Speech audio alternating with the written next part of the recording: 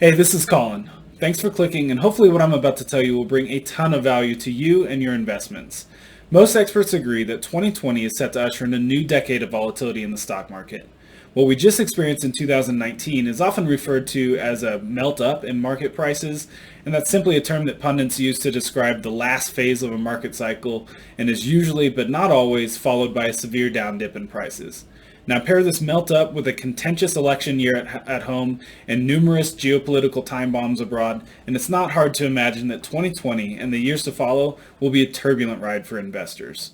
Now, I've compiled a list of 5 common investing mistakes investors should recognize and avoid, but I'll also be the first to admit that I've made all 5 of these mistakes in the past, but I'm betting I'm not alone. You'll probably recognize a few on the list, but I'm hoping there's a few that catch you off guard.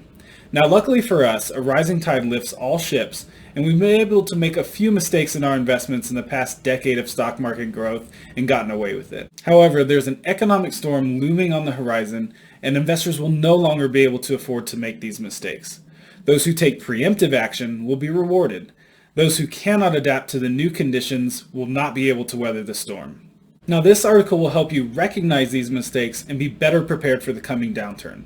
I'll also introduce a safe haven asset class that experts are utilizing to not only survive, but thrive during the coming recession. Now, ultimately, it's your choice whether to take preemptive action, read this article, and protect your assets from the coming storm, or whether to continue down the same path and hope for the best. Like I said, I can help you recognize these mistakes and give you tips on how to avoid them, but the rest of the decision is in your court. Once again, thank you for your interest, and I hope this brings you a ton of value.